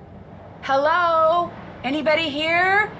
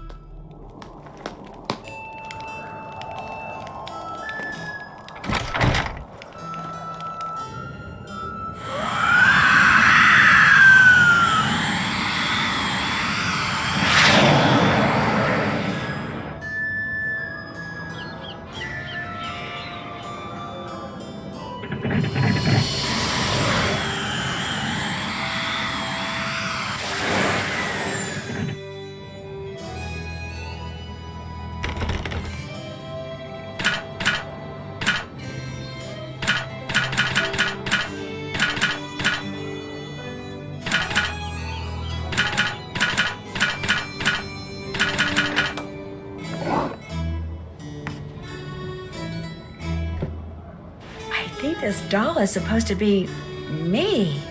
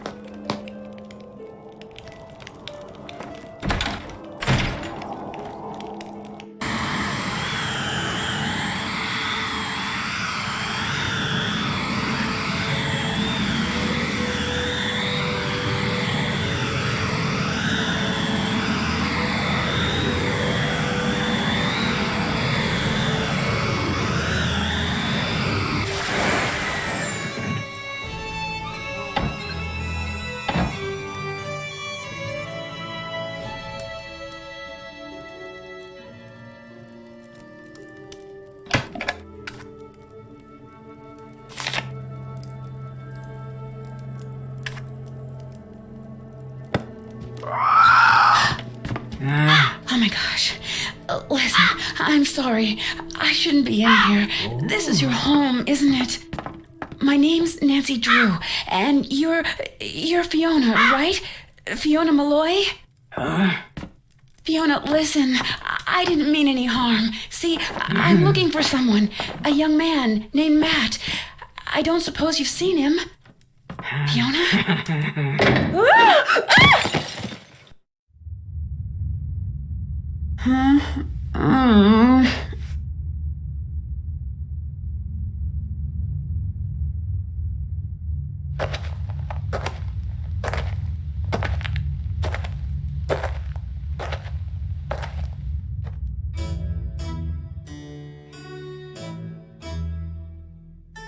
No, don't touch that. No! Nuts. Well, now you're trapped over there and I'm trapped over here. No harm done. I take it you're Matt. I'm Nancy Drew, the maid of honor. Thrilled, I'm sure. You wouldn't happen to have a tunnel boring machine in your pocket, would you?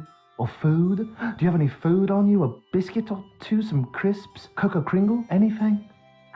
Sorry. Oh, the only thing that woman in the shabby dress ever gives me are carrots and potatoes and such. I've been wandering around down here for days. I want something full of sugar and nice, greasy fat. You know, real food.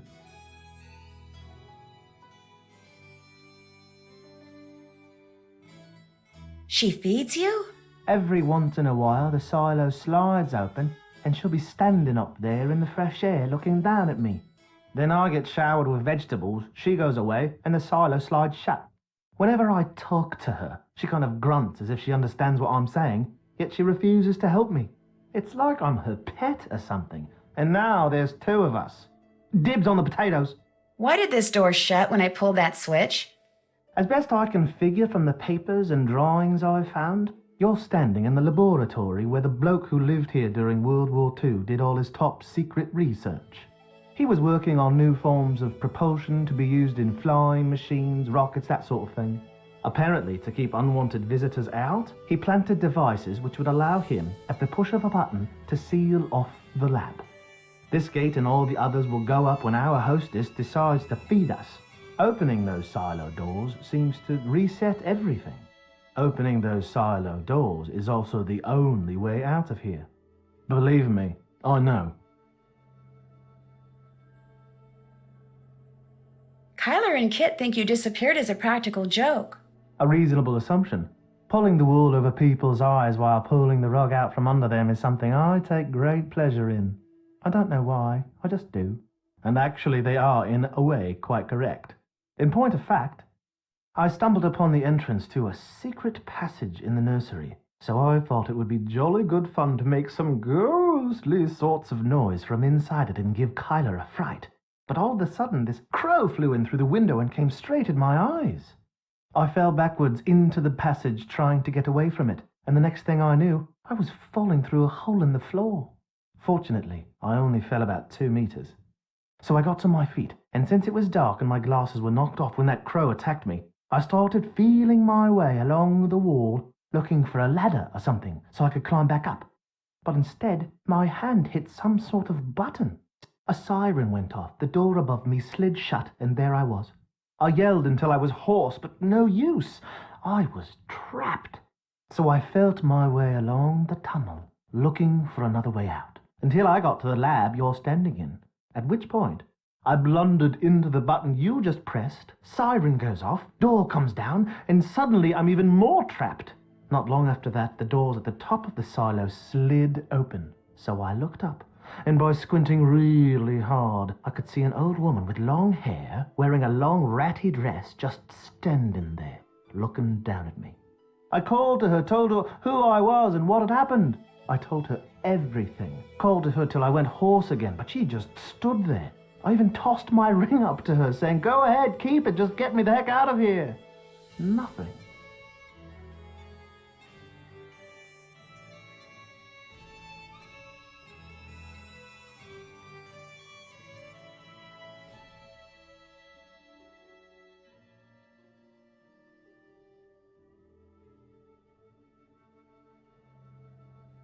Kyler's trying her best not to show it, but she's really worried about you. That's the worst of it, knowing that my eagerness to play a silly prank on her is going to wind up ruining the wedding. She's going to be so disappointed and humiliated and appalled. She'll never forgive me. What an idiot I am. I love her so much, and I am so lucky a mongrel like me landing someone as smart and beautiful as her, and now, whether I ever get out of here or not, I'm going to lose her.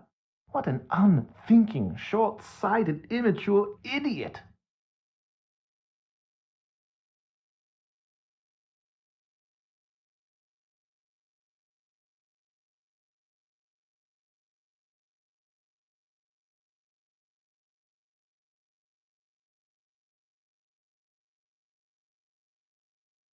For a while, Kit was convinced you disappeared because you had decided you didn't want to marry Kyler after all. I'm not surprised.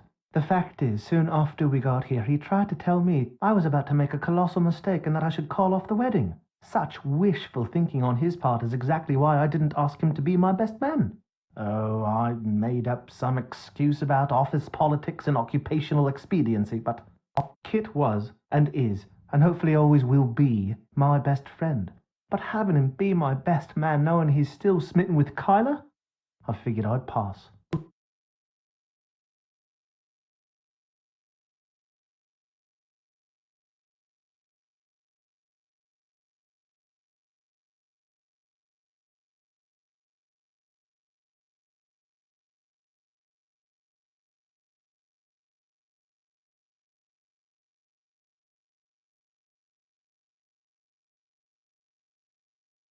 Mr. Delaney, the caretaker?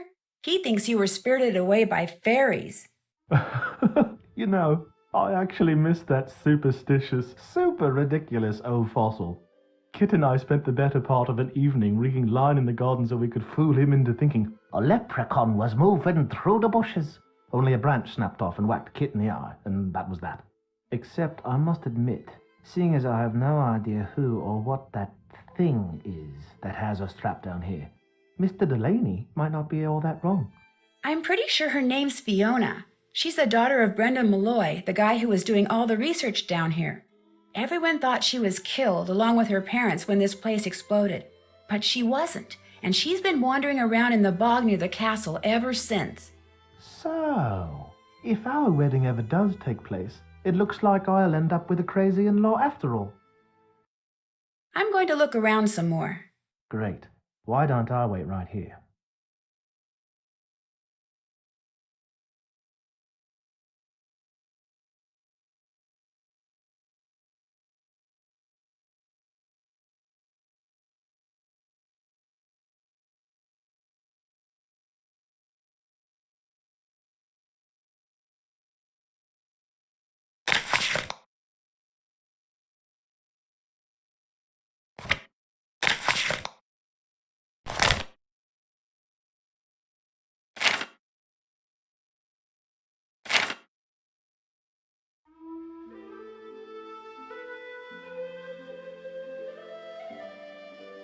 I can't reach. It's too high.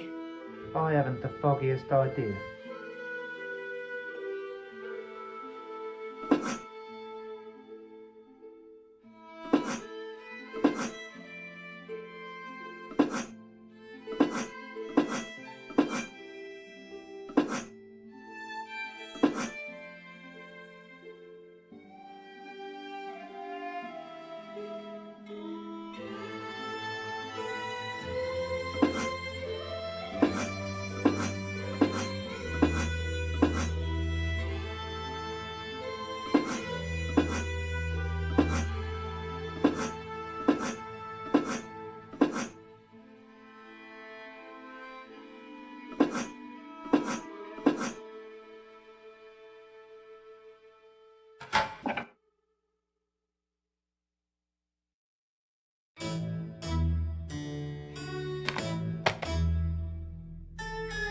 Did you know there was a button here that says, in case of lockdown, press to open? What? You mean something that could open up a way to escape was right under my nose the whole time? That does it. If I get out of here, I'm having that eye surgery. My weak stomach will just have to get over it.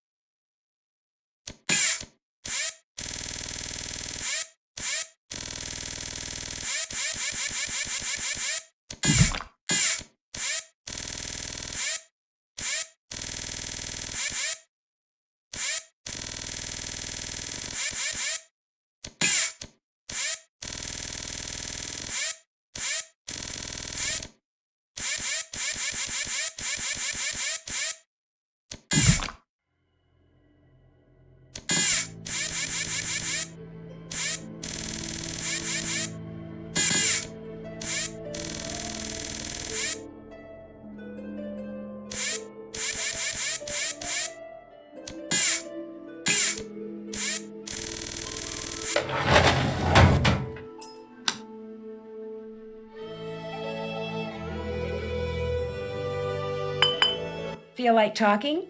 Can't talk. Too hungry.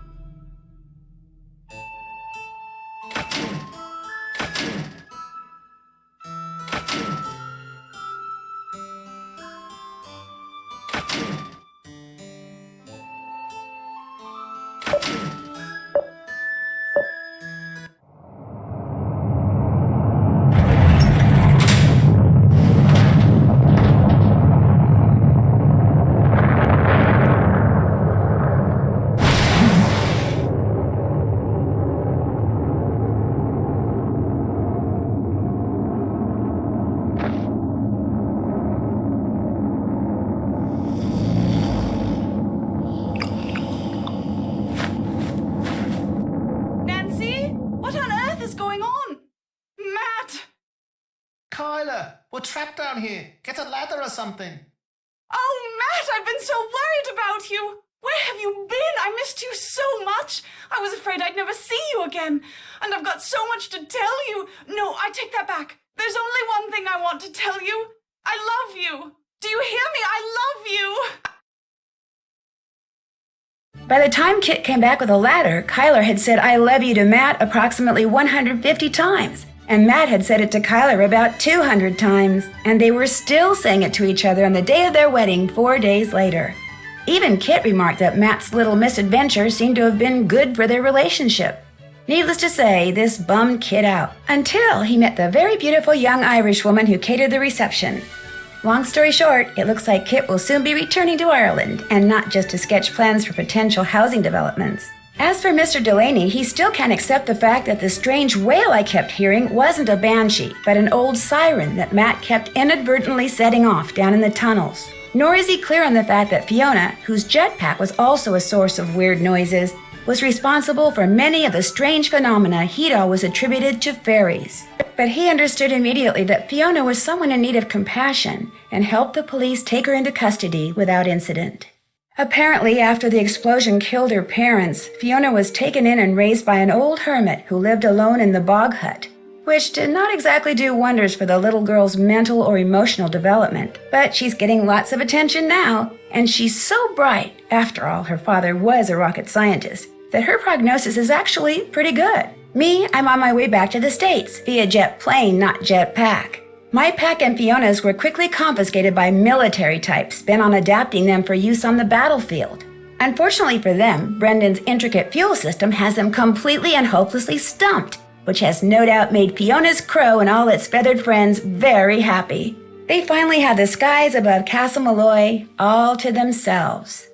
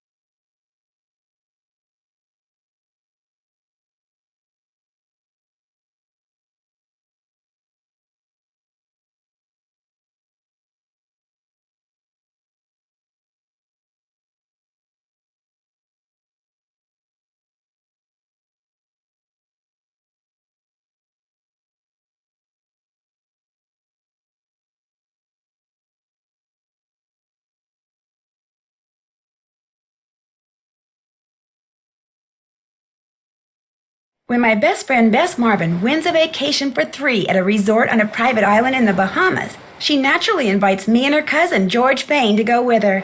But by the time I arrive, the owners of the resort are nowhere to be found, and Bess has been kidnapped.